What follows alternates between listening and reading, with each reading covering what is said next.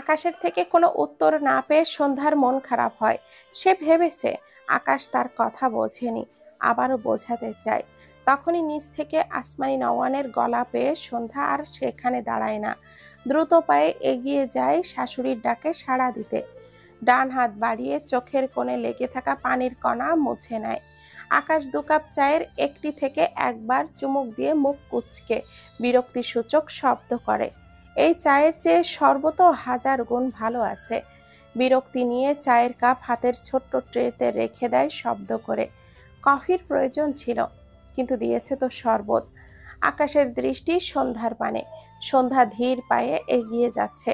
সন্ধ্যার মাথার শাড়ির আঁচল দ্বারা ঘোমটা টানা। আকাশ সেই দিকে গম্ভীর চোখে চেয়ে রইল। মনে কি চলছে বোঝা যায় না, তবে সন্ধ্যাকে নিয়ে ভালো কিছু নয়। চোখে মুখে অগণিত বিরক্তির ছোঁয়া। সৌম্য আকাশের খালাতো বোন শিমুদের বাড়িতে এসেছে। শিমুকে বেশ কয়েকটা অ্যাকাউন্টিং এর ম্যাথ দেখিয়ে দেয়। এরপর চেয়ারে হেলান দিয়ে 2 হাত আড়াআড়ি ভাবে রেখে চোখ বুজে রাখে। 2 দিন আগে ইরার সাথে লাস্ট দেখা হয়েছিল। ইরাকে ইরার বাসার সামনে রেখে এসেছিল। এরপর ইরার আর কোনো খোঁজ পায়নি। সে তো ইরার কখনো কোনো খোঁজ নেয় না। ইরা নিজে থেকেই সবসময় সৌম্যকে মেসেজ কলের ওপরে রাখে। কিন্তু এই 2 দিন ইরার থেকে একটি মেসেজ কল কিচ্ছু পায়নি। হয়তো নিজেকে গোছাতে ব্যস্ত হয়ে গিয়েছে। কথাটা ভেবে সৌম্যর বুকে কেমন যেন চিনচিনে ব্যথা হলো। ইরার আকুতি ভরা দৃষ্টি ভেসে উঠল। সৌম্য চোখ বুজে রেখে ঢোক গেল। মনের কোণে কিছু কথা উকি দেয়।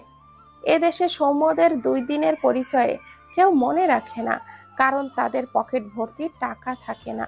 তবে সৌম্যদের অভাগী মা বোন বেঁচে থাকলে তারা মনে রাখে ভাই ছেলেকে। সন্ধ্যা তাকে মনে রেখেছে তো। তার ছোট বোনটা তাকে দেখতে চেয়েছে তো, দেখতে চায়। কষ্ট পায় ভাইকে না দেখতে পেয়ে। বোনের কথা ভেবে সৌম্যর দম বন্ধ লাগলো। মা মারা যাওয়ার পর সৌম্য তার বোনটাকে মায়ের আদর দিতে চাইতো, কষ্ট ভুলিয়ে রাখতো, কতবার জোকার হয়ে বসে থাকতো। তবুও সব শেষে সন্ধ্যা কষ্ট পেত। আসলে তাদের 2 ভাই বোনের কপালে দুঃখগুলো খুব যত্নে লেখা, তাই হাজার চেষ্টা করেও সেইগুলো দুঃখ থেকে রেহাই পায় না। শিমু ম্যাথ করার মাঝে মাঝে সৌম্যের দিকে তাকায়। তার মা নাস্তা দিয়ে গেছে, কিন্তু সৌম্য তাকিয়েও দেখেনি। শিমুর মন খারাপ হয়। সৌম্য স্যারের কি অনেক মন খারাপ? কয়েকদিন পর এসেছে, ঠিক করে কথাও বলেনি এসে। শিমু ম্যাথে মনোযোগ দিতে পারছে না। সৌম্যর জন্য তার ভীষণ খারাপ লাগছে। মেয়েটি বেশ কিছুক্ষণ সৌম্যর দিকে তাকিয়ে থেকে মিনমিন করে ডাকে, স্যার। সাথে সাথে সৌম্য চোখ মেলে তাকায়। সোজা হয়ে বসে শিমুর খাতা তার দিকে ঘুরিয়ে নেয় খুব স্বাভাবিকভাবে। কলম হাতে নিয়ে খাতায় দৃষ্টি দিলে ভুরু কুঁচকে তাকায়। মেয়েটি কলমের একটি ফোঁটাও বসায়নি খাতায়। এমনিতেই কিছু ভালো লাগছে না, তার মধ্যে মেয়েটি তামাশা শুরু করেছে। সৌম্য শব্দ করে খাতা রেখে শিমুর দিকে চেয়ে রাগান্বিত স্বরে বলে, তামাশা করতে এসেছি আমি? এই মেয়ে, 5 মিনিটে যে ম্যাথ করা যায় তুমি 20 মিনিটেও সেটা পারোনি? কি হলো, কি কথা বলছো না কেন? শিমু ঝাঁকি দিয়ে ওঠে। সৌম্যের কথাগুলো অনেক লুড়ো শোনায়। সৌম্য বিরক্তি নিয়ে নিজেই ম্যাথ করে দেয়। এরপর আরেকটি মার্ক করে বলে, 5 মিনিটে এটা সমাধান করবে। কথাটা বলেই ফোঁস করে শ্বাস ফেলে। শিমু ঢোক গিলল। খাতা নিজের দিকে টেনে নিয়ে 1 লাইন লেখে। এরপর সৌম্যের দিকে চেয়ে ভয়ে ভয়ে বলে, স্যার, আপনি নাস্তা খাবেন না? সৌম্য সাথে সাথে শক্ত গলায় বলে, খাবো না। শিমু আবারও ঢোক গিলল। এরপর মৃদু স্বরে বলে, আপনাকে অনেক ক্লান্ত লাগছে, খেয়ে নিন। সৌম্য শিমুকে কড়া ধমক দেয় একটা। শিমু ভয় পেয়ে মাথা নিচু করে নেয়। সৌম্যকে এইভাবে ক্লান্ত মনমরা হয়ে দেখতে তার একটু ভালো লাগে না, কিন্তু সৌম্য তো তার কথাই শোনে না। শিমুর চোখ জোড়া ঝাপসা হয়। সৌম্য তার দিকে একবারও তাকায় না কেন? সে কত পরিপাটি হয়ে আসে, অথচ সৌম্য ফিরেও দেখে না, উল্টো ধমকায়। শিমুর তবুও ভালো লাগে সৌম্যকে, খুব ভালো লাগে। আকাশ শিমুদের বাড়িতে এসেছে। গত 2 দিন আগে তার ব্যবসার কাজে কক্সবাজার যাওয়ার কথা ছিল, কিন্তু কিছু সমস্যার কারণে কাজ পিছিয়ে যাওয়ায় আকাশ এখনো ঢাকাতেই আছে। সে তার খালা আর খালাতো বোন শিমুর খোঁজ নিতে এসেছে। তার মা আসতে চেয়েছিল, শরীর একটু খারাপ লাগায় আগামীকাল আসতে চেয়েছে। আকাশ তার খালার সাথে টুকটাক কথা বলে, এরপর কিছু ফলমূল মিষ্টি তার খালার হাতে তুলে দেয়। এরপর 20,000 টাকার একটা বান্ডিল তার খালার হাতে দেয়। আকাশ মাসে 3 থেকে 4 বার আসে। আসলেই তার খালার হাতে একটা অ্যামাউন্ট ধরিয়ে দেয়। আকাশ তার খালার সাথে কথা বলা শেষে শিমুর ঘরে গিয়ে দেখলো সৌম্য শিমুকে পড়াচ্ছে। আকাশ এগিয়ে গিয়ে বলে, সৌম্য কি অবস্থা? সৌম্য আকাশকে দেখে সালাম দেয়। আকাশ সালামের উত্তর নিয়ে শিমুর উদ্দেশ্যে বলে, পড়াশোনার কি অবস্থা? শিমু মাথা নিচু করে মিনমিন করে বলে, ভালো ভাইয়া। আকাশ কিটক্যাটের একটা বড়সড় বক্স শিমুর কোলে ছুঁড়ে দেয়। শিমু অবাক হয়ে বলে, ভাইয়া এটা আমার জন্য? আকাশ 2 হাত প্যান্টের পকেটে রেখে গম্ভীর গলায় বলে, না, তোর নানির মায়ের জন্য। আকাশের কথায় শিমু ভোঁতা মুখে তাকায়। সৌম্য মৃদু হাসল। সন্ধ্যার কথা ভেবে সৌম্যর মুখটা মলিন হয়। আকাশ শিমুকে ছোট বোনের মতো করে খুব আদর করে। এটা সৌম্য গত 1 বছরে বুঝেছে। আকাশ আর সৌম্যকে দেখে তার সন্ধ্যার মায়াময় মুখটার ভেসে উঠল। আকাশ ফোনে মগ্ন। সৌম্যর ফোনে একটি নোটিফিকেশন আসে। সৌম্য সাধারণত তার ফোনের নোটিফিকেশন চেক করে না, কিন্তু গত 2 দিন ইরার খোঁজ না পেয়ে ছেলেটার হৃদয় ব্যাকুল। হয়তো সে নিজেকে ধরা দেয় না। সৌম্য তার ফোন টেবিলের ওপর থেকে নিয়ে চেক করে দেখলো অপরিচিত একটা নাম্বার থেকে হোয়াটসঅ্যাপে একটি ভিডিও এসেছে। সৌম্য ভুরু কুঁচকে ভিডিওটি ওপেন করে। ফোনের স্ক্রিনে সন্ধ্যার মুখ ভেসে ওঠে। কয়েক সেকেন্ড পেরোতেই সন্ধ্যার গালে এক শক্তপোক্ত থাপ্পড় পড়ে। সন্ধ্যা হুমড়ি খেয়ে পড়ে যায়। এটুকু দেখেই সৌম্যের চোখজোড়া ঝাপসা হয়। ভিডিওটা পজ করে দেয়। যে থাপ্পড় দিয়েছে তাকে ভিডিওতে একটুও দেখা যাচ্ছে না। সৌম্যর কেন যেন শরীরে শক্তি পাচ্ছে না। বহু কষ্টে নিজেকে সামলে ভিডিওটি আবারও অন করে। ফোনের স্ক্রিনে ভেসে ওঠে সন্ধ্যার কান্না মাখা মুখ, দেওয়ালে হেলান দিয়ে নিঃশব্দে কান্নার দৃশ্য। এরপর সন্ধ্যা কাঁদতে কাঁদতে ওভাবেই ঘুমিয়ে যায়। ভিডিওটি দেখে সৌম্যের ডান চোখ থেকে এক ফোঁটা পানি গালে গড়িয়ে পড়ে। সৌম্য দ্রুত তার ছিটকে ফেলে।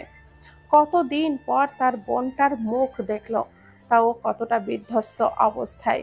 কান্নামাখা সন্ধ্যার মুখের দিকে চেয়ে সৌম্য পিকটির ওপরে ডান হাতের বুড়ো আঙ্গুল রেখে বিড়বিড় করে, বনু, আমার কলিজা। এরপর আর 1 সেকেন্ডও সময় নষ্ট না করে সৌম্য উঠে দাঁড়ায়। নিজেকে সামলে আকাশের উদ্দেশ্যে ভারী গলায় বলে, ভাইয়া, আমাকে এক্ষুনি যেতে হবে। আকাশ ফোন থেকে দৃষ্টি উঠিয়ে সৌম্যের দিকে তাকায়। আকাশকে চুপ দেখে সৌম্য আবারও বলে, ভাইয়া প্লিজ, আমি শিমুকে আরেকদিন ডাবল টাইম নিয়ে পড়িয়ে দিব। আকাশ ভুরু কুঁচকে বলে, ওকে, বাট কোনো প্রবলেম হয়েছে? সৌম্য ছোট করে বলে, না ভাইয়া, আসছি। কথাটা বলে সৌম্য বড় বড় পা ফেলে ঘর থেকে বেরিয়ে যায়। শিমু আকাশকে দেখে ভয়ে ভয়ে মন দিয়ে ম্যাথ করছিল। হঠাৎ সৌম্যের এইভাবে চলে যাওয়ায় বেচারি মন মারা হয়ে চেয়ে থাকে। পরের দিন সকাল 9টা নাগাদ আকাশ কক্সবাজারের উদ্দেশ্যে রেডি হয়ে নিচে নামে। অরুণ সাইফুদ্দিন নওয়ানের পাশে বসে নাস্তা করছে। বা হাত ফোনের স্ক্রিনে চলছে। আকাশ অরুণের সামনে বরাবর চেয়ার নিয়ে বসলো। আসমানি নওয়ান আকাশের সামনে স্যান্ডউইচ রাখে। আকাশ ডান হাত একটু টান দেয় যাতে করে ব্লেজারের হাতাটা সামান্য উপর দিকে উঠে। এরপর খাওয়া স্টার্ট করে। অরুণ আকাশের দিকে তাকিয়ে মনে মনে হাসলো। এরপর তার ডান পা আকাশের দিকে এগিয়ে নিয়ে আকাশের পায়ের ওপরে রাখে। আকাশ মাথা নিচু করে খাওয়ায় মনোযোগী ছিল। হঠাৎই তার মুখটা নাড়ানো থেমে যায়। মাথা উঁচু করে ভুরু কুঁচকে তাকায়। অরুণ বাঁ হাতের আঙ্গুলগুলো মেয়েদের মতো করে ঢং করে নাড়িয়ে বলে, হেই বাতাস বেবি। আকাশ অরুণকে দেখে চোখ মুখ কুঁচকায়। সাইফুদ্দিন নওয়ান অরুণের দিকে তাকালে অরুণ স্বাভাবিক হয়ে মেকি হাসে। আকাশ হঠাৎই তার ডান পায়ের 2 আঙ্গুল দিয়ে অরুণের বাঁ পায়ের একটি আঙ্গুল মুচড়ে ধরে। অরুণ চেঁচিয়ে ওঠে। সাইফুদ্দিন নওয়ান খাবার চিবোতে চিবোতে বলে, কি হয়েছে অরুণ? অরুণ আকাশের দিকে তাকায়। আকাশ মাথা নিচু করে মনোযোগ সহকারে খাচ্ছে, যেন আশেপাশে কি হচ্ছে সে কিছুই জানে না। অরুণ অসহায় মুখ করে বলে, আঙ্কেল, তীব্র বাতাস আমাদের খুব কষ্ট দেয় জানেন। সাইফুদ্দিন নওয়ান অরুণের কথা বুঝল না। অরুণ আকাশের দিকে তাকিয়ে বলে, আকাশবাবু, তুই কত ভালো, ছাড় ছাড়। আকাশের বাবা ভুরু কুঁচকে বলে, কি ছাড়বে? অরুণ ঘাড় ঘুরিয়ে সাইফুদ্দিন নওয়ানের দিকে চেয়ে বলে, আঙ্কেল, আপনার ছেলে আমার ইজ্জত ধরে টানছে। সাইফুদ্দিন নওয়ান আকাশের দিকে তাকালে দেখলো আকাশ মনোযোগ দিয়ে খাচ্ছে। ভদ্রলোক অরুণের দিকে চেয়ে ভুরু কুঁচকে বলে, কিন্তু তোমাদের মাঝে তো অনেক ডিস্টেন্স। সাইফুদ্দিন নওয়ানের কথা শুনে অরুণ চোখ বড় বড় করে তাকায়। হায় হায়, ছেলে পায়ের আঙ্গুল ছিঁড়ল বলে আর বাবা সত্যি সত্যি তার ইজ্জতের দিকে নজর দিচ্ছে। সন্ধ্যা এক গ্লাস জুস নিয়ে আকাশের পাশে এসে দাঁড়িয়েছে। আসমানি নওয়ান রান্নাঘর থেকে আনতো।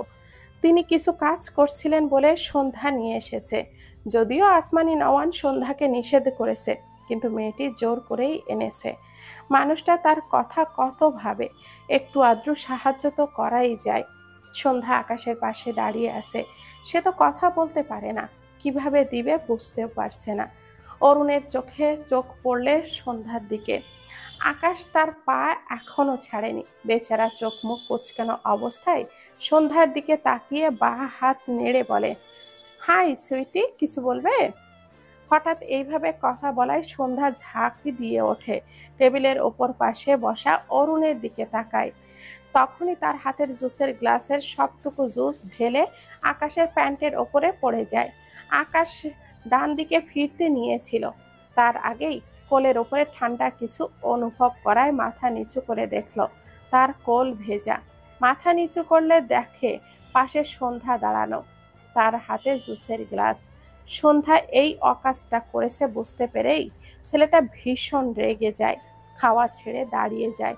সন্ধ্যা দুই পা পিছিয়ে যায়, ভীতি চোখে তাকায় আকাশের দিকে। আকাশ ভস্ম করে দেওয়া চোখে তাকিয়ে আছে সন্ধ্যার দিকে।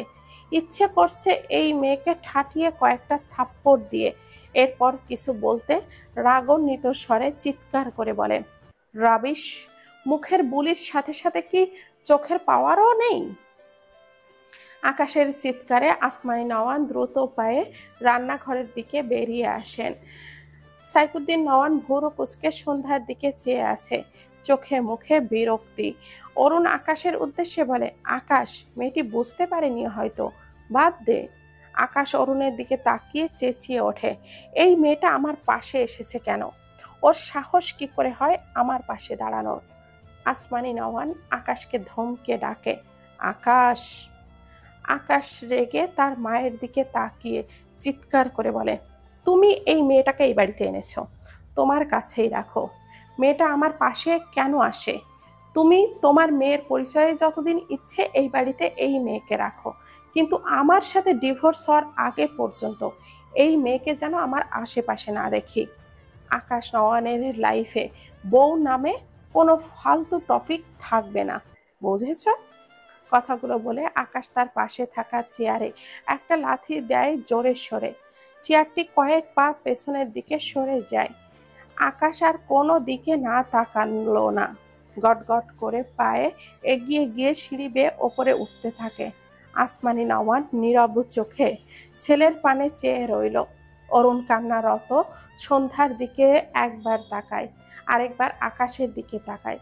সাইফুদ্দিন নওয়ান বিরক্ত চোখে সন্ধ্যার দিকে চেয়ে আছে। সন্ধ্যা মাথা নিচু করে নিঃশব্দে চোখের পানি ফেলে। সে একদিন এই সমাজে ডিভোর্সি হিসাবে পরিচিতি পাবে। বিয়ের আগে ওইসব অত্যাচারী বোধহয় ভালো ছিল। তার কপালে কি একটু সময়ের জন্যেও আল্লাহ সুখ লেখেনি? সৌম্যের বলা একটি কথা মনে পড়ল। সৌম্য বলতো, বনু, তুই আমার কাজের মাসি হয়ে থাকবি, বুঝলি? সন্ধ্যা মুখ ফুলিয়ে তার ভাইয়ের দিকে তাকালে সৌম্য তার মাথায় ডান হাত রেখে মৃদু হেসে বলতো, আর সেই নামে কাজের মাসি আমার ঘরে বাস্তবে রাজকন্যা হয়ে থাকবে, টাকা দিয়ে নয়, আদর ভালোবাসা দিয়ে, বুঝলি বনু? সন্ধ্যা সৌম্যর দিকে চেয়ে ঝাপসা চোখে হেসে ফেলতো। ইশারাই বোঝাতো শুধু চলবে না, দৌড়াবে। কথাগুলো ভেবে সন্ধ্যার দলা পাকিয়ে কান্না আসছে। সন্ধ্যার তার ভাইয়ের কাছে অভিযোগ করতে ইচ্ছে করলো, সৌম্য ভাইয়া, তোমার বনুর আদর ভালোবাসা কিছুই নেই। তুমি কোথায় সৌম্য ভাইয়া? সন্ধ্যার মন বলে তার স্বামীর ভালোবাসা লাগবে না, সে তো আর ভাগ্যবতী নয়, তার কপালে এইসব নেই। সে শুধু তার ভাইয়ের কাছে যেতে চায়, তার ভাইয়ের সাথে সে একবেলা খেয়ে বাঁচবে। সৌম্য ভাইয়া, কেন আসো না তুমি আমাকে নিতে? আর কবে আসবে? সন্ধ্যা আর কত অপেক্ষা করবে? কথাগুলো ভাবতে ভাবতেই সন্ধ্যার চোখ থেকে টপ টপ করে পানি গড়িয়ে পড়ে। আকাশ তার ঘরে এসে দাঁড়িয়েছে, রাগ কমেনি এখনো। অরুণ আকাশের পিছু পিছু আকাশের ঘরে এসে দাঁড়ায়, মৃদু স্বরে বলে, সামান্য জুস পড়ায় মেয়েটার সাথে এইভাবে কথা বললি কেন? আকাশ রাগান্বিত স্বরে বলে, তো কিভাবে কথা বলবো? ও আমাকে জুস দিতে আসবে কেন? বউয়ের দায়িত্ব পালন করতে আসবে কেন বলেছি আমি? অরুণ চুপ থাকলো। সে বুঝলো আকাশ মূলত জুস পড়ে যাওয়ায় এত রেগে যায়নি। একে তো অনাকাঙ্ক্ষিত বিয়ে, সাথে বউ হিসেবে ট্রিট করতে আসায় আকাশের এত রাগ। মৃদু স্বরে বলে, মেয়েটির কি দোষ বল? আকাশ রেগে অরুণের বুকে ধাক্কা দিয়ে বলে, একদম কোনো মেয়ের হয়ে সাফাই গাইবি না। তোর এতগুলো গার্লফ্রেন্ড তো ভালোবাসি ভালোবাসি বলে মুখে ফেনা তুলে ফেলে, কিন্তু আসল ঘটনা সব টাকা। টাকা উড়াতে পারিস তাই মেয়েদের লাইন। অরুণ বেশ কিছুক্ষণ চুপ থাকলো। আকাশের এমন ধারণার পেছনে অরুণের কোথাও যেন নিজেকে দায়ী লাগলো। সে ভার্সিটি লাইফ থেকে এমন মেয়েদের সাথে মিশেছে, আসলে সে লাইফটাকে এভাবেই চিল করতে চেয়েছে, কিন্তু আকাশের মনে এর বিরূপ প্রভাব পড়েছে। আকাশের উদ্দেশ্যে মৃদু স্বরে বলে, সব মেয়েরা একরকম হয় না আকাশ, এই মেয়েটা এমন নাও হতে পারে। আকাশ দাঁতে দাঁত চেপে বলে, এরা সব মেয়েরাই এক। এই মেয়েটা আমাকে বিয়ে করেছে এরকমই একটা কারণে, একেবারে ভালোবাসা। বালের বিয়ে, বালের বউ। মেয়েটি কথা বলতে পারে না। তুই কথাটা অনেক লুড়োভাবে বলছিস, এভাবে বলা উচিত হয়নি তোর। আকাশ রেগে বলে, যা বলেছি ঠিক বলেছি। আমি ক্লিয়ার করে বলে দিয়েছি, সময় মতো ডিভোর্স দিয়ে দিব। এর অর্থ সে আমার বউ নয়। নয় মানে নয়। তাহলে কেন বউদের মতো করে বউয়ের রোল প্লে করবে? এইসব আমি মানব? নেভার। অরুণ কিছুক্ষণ পর আকাশের দিকে তাকিয়ে বলে, তুই শিওর? মেয়েটি কথা না বলতে পারা নিয়ে এভাবে বলা তোর ঠিক হয়েছে? আকাশ অরুণের দিকে শান্ত দৃষ্টিতে তাকায়, ঢোক গিলে মৃদু স্বরে বলে, রেগে গিয়েছিলাম। একটু থেমে বিরক্তির কণ্ঠে বলে, ও অ্যাক্সিডেন্টালি আমার বউ। এটা ভুলে থাকলে মাথা ঠান্ডা থাকে, মনে পড়লে মেজাজ খারাপ লাগে। এরপর আকাশ ওয়াশরুমে যেতে যেতে আবারও শক্ত গলায় বলে, মেয়েটি আর একবার আমার বউয়ের রোল প্লে করতে আসলে ওর দু গাল থাপড়ে লাল করে দিব আমি, দেখিস। অরুণ হেসে বলে, মেয়েটার চেয়ে তোর গাল লাল হওয়ার জন্য বেশি পারফেক্ট মনে হচ্ছে আমার। আকাশ ঘাড় বাঁকিয়ে রেগে বলে, আর তোর পাছা লাল হওয়ার জন্য আরো বেশি পারফেক্ট। অরুণ মুখটা একটুখানি করে বলে, তুই আমার ফর্সা পাছা দেখে নিলি? এইসব আমার বইয়ের হক। আকাশ বিরক্ত হলো, রেগে বলে, আর একটা ফালতু কথা বলবি তো থাপড়ে সোজা করব তোকে। কথাটা বলে আকাশ ওয়াশরুমে চলে যায়। অরুণ অসহায় কণ্ঠে আওড়ায়, আজ আমার পাছা ফর্সা বলে। প্রায় মিনিট 10 পর আকাশ শাওয়ার নিয়ে ওয়াশরুম থেকে বেরিয়ে আসে। কাবার্ড থেকে অ্যাশ কালারের একটি ব্লেজার বের করে গায়ে জড়িয়ে নেয়। হাত ঘড়ি হাতে পড়তে পড়তে ঘর থেকে বেরিয়ে যায়। মাথায় পানি ঢেলে মাথাটা মনে হয় ঠান্ডা হয়েছে। সিঁড়ি বেয়ে নামতে নেমেই আসমানি নওয়ানের ঘরে যায়। ভদ্র মহিলা বিছানায় শুয়েছিল। আকাশ এগিয়ে গিয়ে মৃদু স্বরে ডাকে, মা। আসমানি নওয়ান চোখ বুজে রেখেই উত্তর দেয়, বলো। আকাশ দীর্ঘশ্বাস ফেলে বলে, কাজে যাচ্ছি, নিজের খেয়াল রেখো। আসমানি নওয়ান চোখ মেলে বলে, আমার মনে হয় তোমার ভদ্রতা সভ্যতা সব হারিয়ে গিয়েছে। আমার খোঁজ নেওয়া সেই সবের কিছু প্রমাণ করার দরকার নাই। আকাশ চুপ থাকলো। এরপর গম্ভীর গলায় বলে, মা হয়ে ছেলের মতামতের ইম্পর্টেন্ট না দিয়ে ছেলের ভদ্রতা সভ্যতা হারানোর দোষের কিছু নয়। আসছি, বাই। কথাটা বলে আকাশ তার মায়ের ঘর থেকে বেরিয়ে যায়। সামনে তাকিয়ে দেখলো টেবিলের এক কোণায় সন্ধ্যা মাথা নিচু করে দাঁড়িয়ে আছে। মেয়েটির সামনে অরুণ দাঁড়িয়ে হাসছে। হাসতে হাসতে বলে, শোনো সুইটি, আমি বাইরে ঘুরতে যাচ্ছি, বুঝলে? তোমার জন্য অনেক কিছু আনবো, বুঝেছো? তোমার কি পছন্দ বলে ফেলো তো আমাকে। কিছু একটা ভেবে পকেট থেকে ফোনটা বের করে এগিয়ে দিয়ে বলে, এই যে, টাইপ করে লেখো, তাহলে আমি বুঝবো। সন্ধ্যা বিব্রত বোধ করে, মাথা নেড়ে জানায় তার কিছুই লাগবে না। অরুণ মন খারাপ করে বলে, ওকে ওকে, আমার পছন্দেই তোমার পছন্দ হবে। এবার হাসো তো সুইটি। ডান হাতের দু আঙ্গুল ইশারা করে দেখিয়ে বলে, স্মাইল। সন্ধ্যা না চাইতেও একটু হাসলো। অরুণকে দেখে সৌম্য ভাইয়ের কথা মনে পড়ল। তার সৌম্য ভাই অনেকটা এভাবেই কথা বলতো, তার সাথে খুনসুটি করত। আকাশ সন্ধ্যার দিকে গম্ভীর চোখে চেয়েছিল। সন্ধ্যাকে হাসতে দেখে দৃষ্টিতে শীতলতা ভর করলো। অরুণ আবারও বলে, হাসো সুইটি, আর একটু হাসো। আকাশ চরম বিরক্ত হয়, বড় বড় পা ফেলে এগিয়ে এসে অরুণের হাত ধরে জোরে টান দেয়। অরুণ বেচারা বুঝতে না পারায় কয়েক পা পিছিয়ে যায়, সাথে ঠাস করে পড়ে যায়। সন্ধ্যা চোখ বড় বড় করে তাকায়।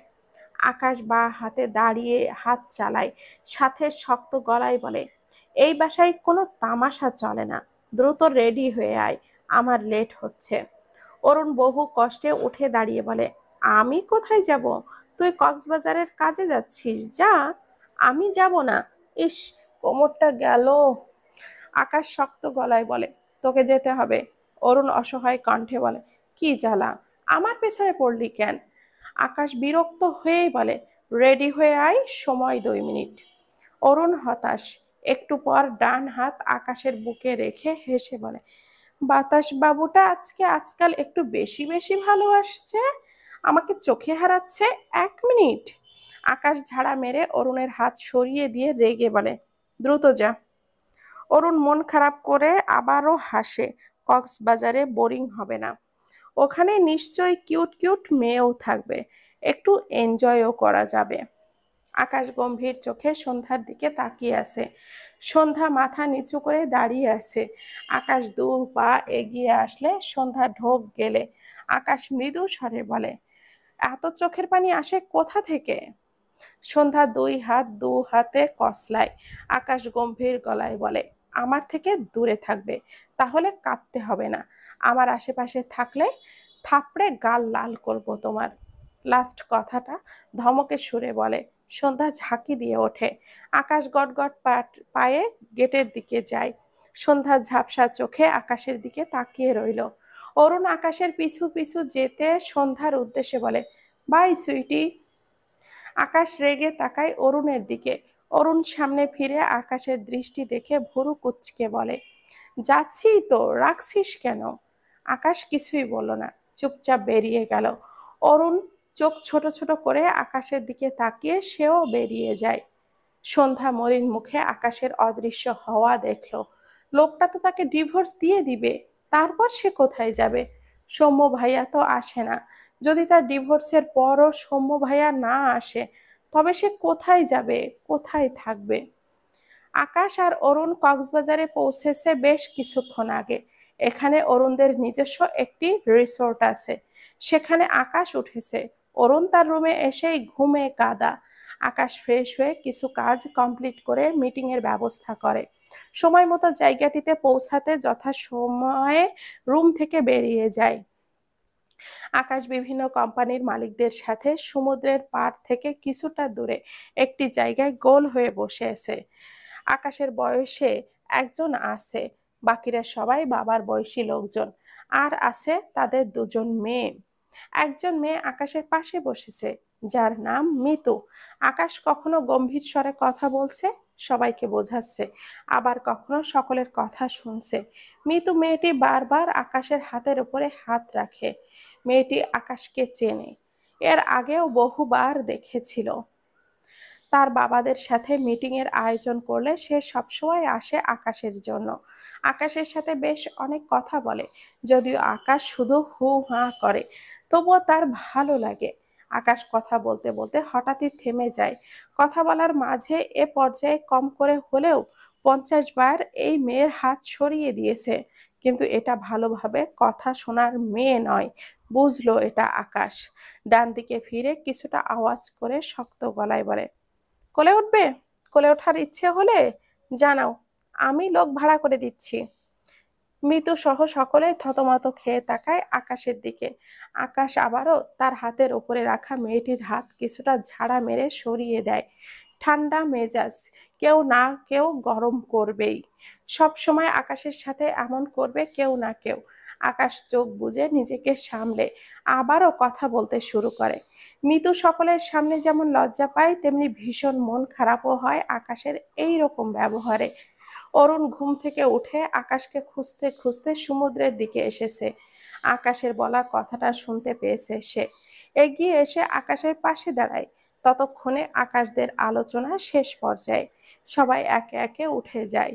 মিতুর বাবা তার মেয়েকে ডাকলে সে বলে, একটু পর যাবে। আকাশ চেয়ারে হেলান দিয়ে 2 হাত আড়াআড়ি করে গুজে রেখে চোখ বুজে রেখেছে। অরুণ মিতুর পাশের চেয়ার টেনে বসে বলে, হাই সুইটি। মিতু ভুরু কুঁচকে তাকায় অরুণের দিকে। অরুণ হেসে বলে, তুমি কোলে উঠতে চাও? জানো আমার বডিতে অনেক শক্তি, এসো তোমাকে কোলে নিই। মিতু অবাক হয় এমন বিদেশি ছেলের মুখ থেকে একদম শুদ্ধ বাংলা ভাষা শুনে। অরুণ আকাশের দিকে তাকিয়ে বলে, কি রে বাতাস বাবু, তোর গার্লফ্রেন্ডকে কোলে নিলে তোর কোথাও জ্বলবে না তো? আকাশ চোখ খুলে চেয়ার থেকে উঠে দাঁড়ায়। বিরক্তির কণ্ঠে বলে, ও আমার কেউ না, তবে তুই চাইলে ওকে কোলে নিতে পারিস। মিস মিতুর ইচ্ছেটা পূরণ হবে। কথাটা বলে সমুদ্রের পাড়ের দিকে চলে যায় আকাশ। অরুণ হেসে বলে, এসো সুইটি, বসো। এত সুন্দর সুইটিকে কোলে নিলে আমি ধন্য হয়ে যাব। মিতু দ্রুত দাঁড়িয়ে যায়, রেগে বলে, বেয়াদ্দপ। অরুণ হেসে বলে, সেই টু ইউ হু সুইটি। মিতু ধোপাধাপ পা ফেলে তার বাবার দিকে যায়। অরুণ গা টানা দিল। ভালোই লাগে মেয়েদের সাথে ফ্লার্ট করতে।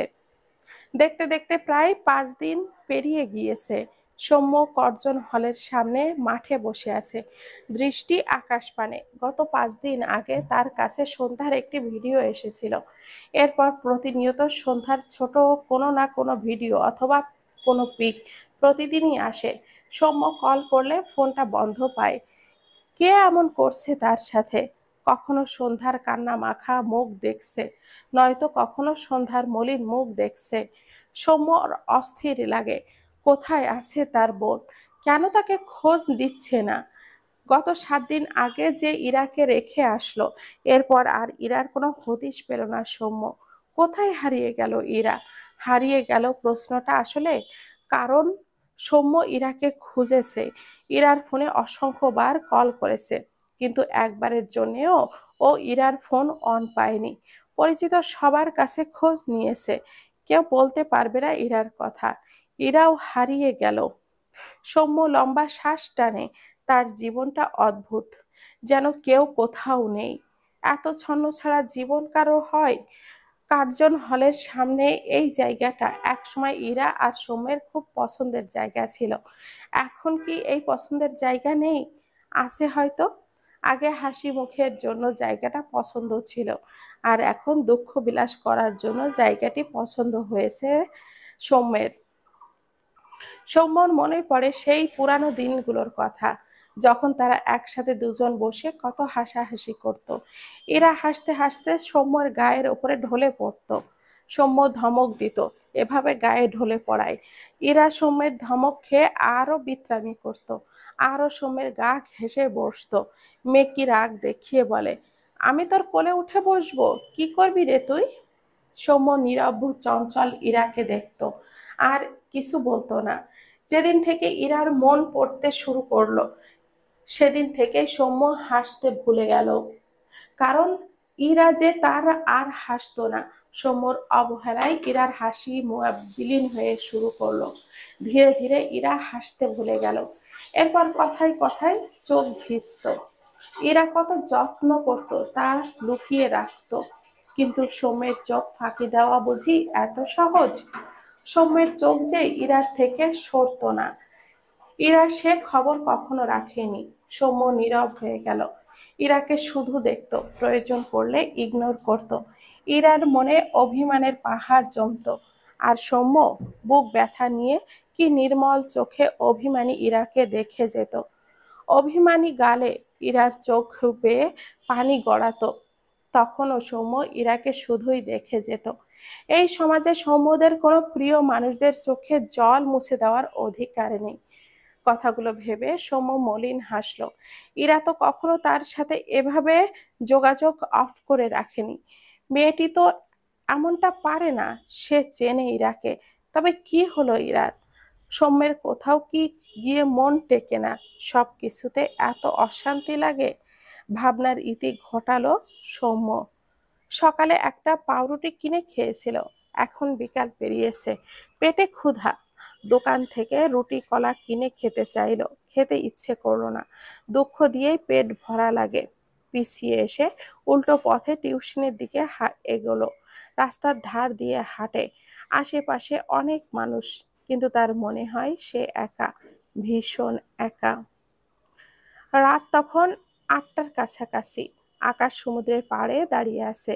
দুই পায়ের প্যান্ট হাঁটুর নিচ পর্যন্ত গুটিয়ে গিরার ওপর পর্যন্ত পানিতে দাঁড়িয়ে আছে। পরনে নীল শার্ট, দুই হাতের শার্টের হাতা কনুই পর্যন্ত গোটানো, হাত দুটো প্যান্টের পকেটে গুজে রাখা। দূরদৃষ্টির অজানায়, মুখভাব গম্ভীর, চোখে মুখে বিরক্তি। তবে কারণ জানা নেই। অরুণ আকাশের দিকে আরো খানিকক্ষণ সামনে গিয়েছে। তার হাতে ক্যামেরা, যদিও অন্ধকার, তবে চাঁদের মিটিমিটি আলোয় যা পিক উঠাচ্ছে সেটাই তুলছে। আকাশের থেকে কিছুটা ডান দিকে একটু সামনে সকাল আর তার বান্ধবী দাঁড়িয়ে আছে। গতকাল দুই বান্ধবী মিলে কক্সবাজারে ঘুরতে এসেছে। সকালের নজর আকাশের দিকে। সকালের বান্ধবী নীরা সকালকে একদিকে তাকিয়ে থাকতে দেখে বলে, ওইদিকে কি দেখছিস? সকাল আকাশের দিকে চেয়ে বলে, ছেলেটা অনেক সুন্দর না? নীরা চোখ ছোট ছোট করে তাকায়। আকাশ যেখানে দাঁড়িয়ে আছে সেখানে আকাশকে মোটামুটি ভালোই দেখা যাচ্ছে। সকাল নীরাকে রেখে এগিয়ে যায় আকাশের দিকে। নীরা বিচলিত কণ্ঠে বলে, ওইদিকে কই যাস? সকাল পাত্তা দিল না। নীরা আর কিছু না বলে সামনের দিকে এগোতে থাকে। সকাল মৃদু হাসছে। গায়ে ওড়না নেই মেয়েটার, পরনে একটা টপস আর জিন্স। এগিয়ে গিয়ে হঠাৎই একদম আকাশের সামনে ঠাস করে পড়ে যায়। আকাশ দৃষ্টি সামনের দিকে ছিল। হঠাৎ কিছু পড়ে যাওয়ার শব্দ পেয়ে তার সামনে পড়ে যাওয়া সকালের দিকে ভুরু কুঁচকে তাকায়। সকাল মৃদু আর্তনাদ করে, ব্যথাতুর আওয়াজে বলতে থাকে, ইস, ও মা গো, কোমরটা গেল গো। আকাশ যেভাবে ছিল সেভাবেই দাঁড়িয়ে আছে, মুখয়াব গম্ভীর, দৃষ্টি সকালের দিকে, তবে চোখে মুখে বিরক্তি। সকাল আকাশের দিকে চেয়ে আছে। সে মূলত ইচ্ছে করেই পড়েছে, যাতে করে আকাশ এগিয়ে এসে তাকে হেল্প করে। লোকটি একদম রোবটের মতো দাঁড়িয়ে আছে।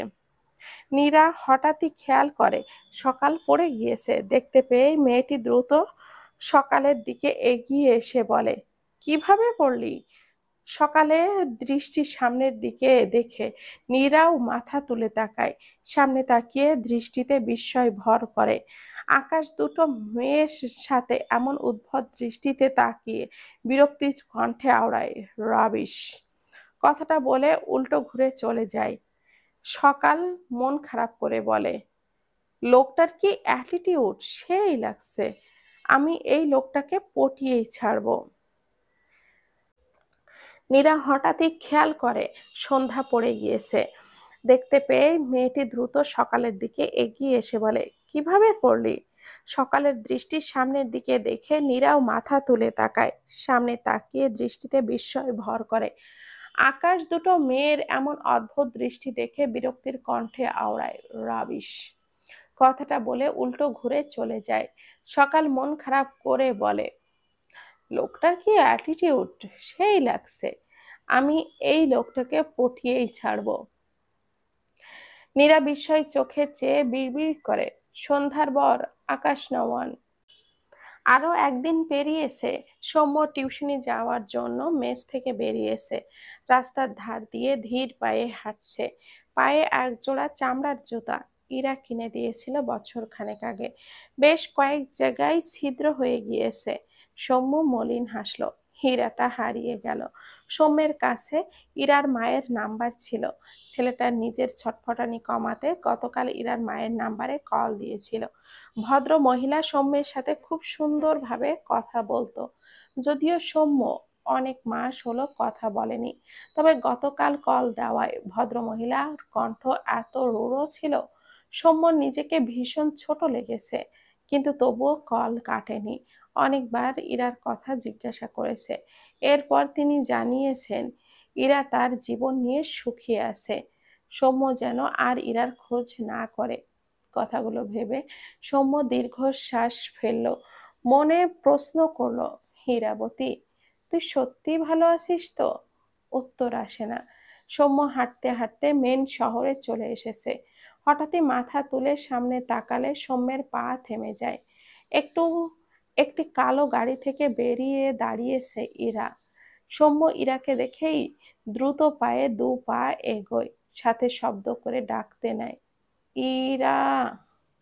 প্রথম অক্ষরটি জোরে বললেও পরের অক্ষরটি একদমই আস্তে উচ্চারণ করে। সৌম্যের পা থেমে যায়। ইরার পাশে এসে একজন ছেলে দাঁড়িয়েছে। বয়স 29 কি 30 হবে হয়তো। ইরা লোকটির সাথে হাঁটতে হাঁটতে সামনের শপিং মলের ভেতরে গেল। সৌম্যের বুকে চিনচিন করে উঠল। যেভাবে দাঁড়িয়েছিল সেভাবেই দাঁড়িয়ে রইল 5 মিনিট। যেভাবে ইরা আর লোকটি ভেতর থেকে বেরিয়ে আসে। লোকটি গাড়ির দরজা খুলে দিলে ইরা ভেতরে উঠে বসে। এরপর লোকটি অপর পাশে ড্রাইভিং সিটে গিয়ে বসে। সৌম্য চুপচাপ তাকিয়ে রইল। গাড়ি ছেড়ে দেয়। গাড়ির সামনের দিকে এগোয়। সাথে সৌম্যের বুকটা ব্যথা বাড়ে। মলিন হেসে বিড়বিড় করে, এত তাড়াতাড়ি আমাকে ভুলে গেলি ইরাবতী? আর একটু সময় নিয়ে ভুলতি না হয়, বারণ করতাম না। কথাটা বলে ঢোক গিলল। ডান হাতের বুড়ো আঙ্গুল দ্বারা ডান চোখের এক ফোঁটা নোনা পানি ছিটকে ফেলে। লম্বা শ্বাস টানে, পায়ের গতি বাড়ায়। টিউশনিতে যেতে হবে। দুনিয়ার আনন্দ তো তার জন্য নয়, তার জন্য যত্ন করে দুঃখটুকুই জমা রেখেছে আল্লাহ। মেয়েদের মতো কাঁদলে হবে, বরং প্রতিনিয়ত দুঃখকে বরণ করতে হবে। তখন বিকাল। সন্ধ্যা বেলকনিতে বসে অনেকক্ষণ একা একা বসে কেঁদেছে। ভাইয়ের কথা খুব মনে পড়ে। কতদিন হয়ে গেল তার ভাইকে দেখে না। কেঁদে কেটে ঘরে এসে ওয়াশরুমে গিয়ে মুখে পানি দিয়ে আসে। যদিও চোখ মুখ লাল হয়ে আছে, তবে মুখে পানি নিয়ে আগের চেয়ে ভালো লাগছে। আকাশ রিসোর্টের রুমে বসে ল্যাপটপে কাজ করছে। কিছু একটা ভেবে তাদের বাড়ির একটি রুমের সিসিটিভি ফুটেজ চেক করে। স্ক্রিনে সন্ধ্যা ভেসে উঠল। আকাশ নীরব চোখে চেয়ে আছে সন্ধ্যার দিকে।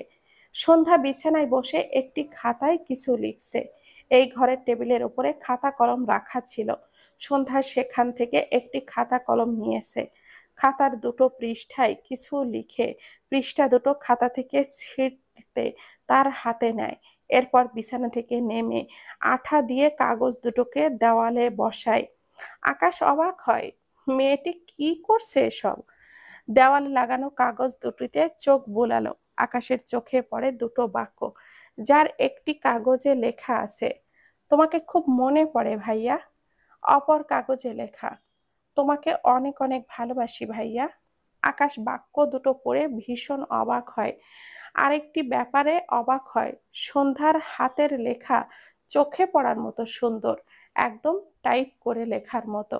ল্যাপটপের স্ক্রিনে দেখলো সন্ধ্যা লাগেজ দুটির ওপর ডান হাতের আঙ্গুলগুলো বুলায় আর মৃদু হাসে।